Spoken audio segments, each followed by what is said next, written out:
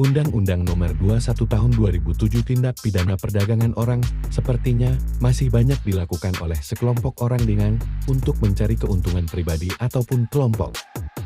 Seperti yang dialami oleh 3 orang wanita asal Kabupaten Cianjur di antaranya, Nurjana, Resti dan Rima. Tapapio merupakan tindakan perekrutan pengangkutan atau penerimaan seseorang dengan penggunaan kekerasan, penculikan, penyekapan, pemalsuan, penipuan, penyalahgunaan kekuasaan, atau posisi rentan, penjeratan utang, atau memberi bayaran, atau manfaat, sehingga memperoleh persetujuan dari orang yang memegang kendali orang lain baik yang dilakukan di dalam negara maupun antar negara untuk tujuan eksploitasi. Ketentuan mengenai larangan perdagangan orang pada dasarnya telah diatur dalam KUHP pasal 279.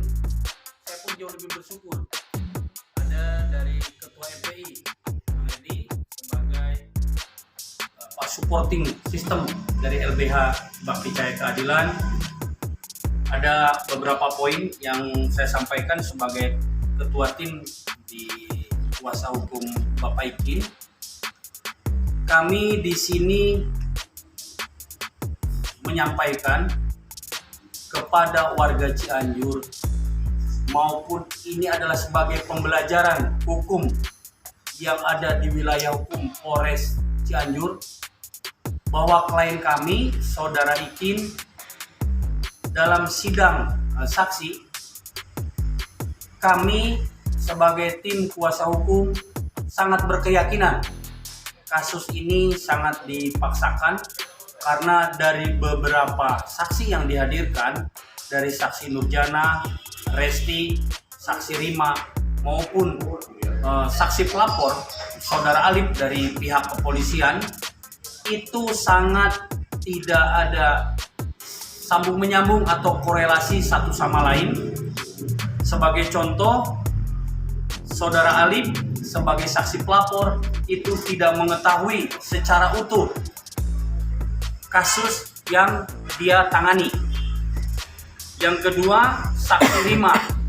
Saksi Rima dalam hal ini hanya sebagai kaki tangan Yayu yang sekarang baru terbuka dalam sidang kesaksian yang diperlihatkan oleh majelis hakim bahwa Saudara Yayu ini adalah daftar pencarian orang, dan sementara ini alamatnya sudah diketahui oleh pihak kepolisian maupun pihak kejaksaan dan pengadilan.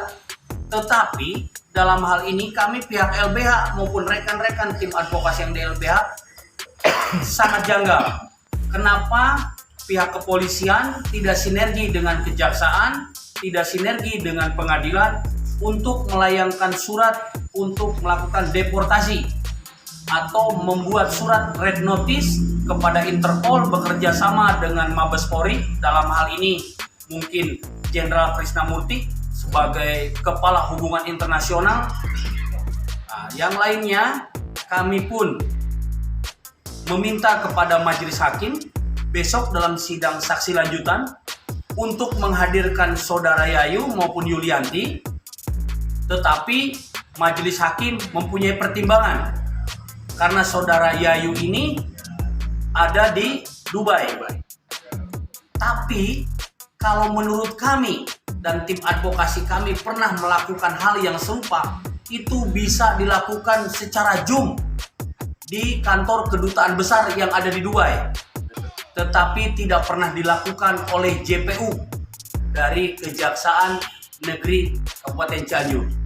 Jadi kami sangat menyayangkan dari fakta-fakta persidangan kesaksian Saudara Ikin, Ibu Yaya, maupun saksi korban, saksi penangkapan, itu sangat jauh untuk dikenakan pidana terhadap klien kami, Saudara Ikin. Kami sebagai tim kuasa hukum akan membela klien kami sampai titik darah penghabisan, apapun yang terjadi. Dan hari ini pun tim advokasi, tim dari FBI maupun rekan-rekan yang mensupport terhadap LBH Bakti Cahaya Keadilan melayangkan surat secara resmi kepada Mabes Polri dan Propam maupun Wasidik Mabes Polri untuk memeriksa semua penyidik unit PPA yang menangani kasus Bapak Ikin.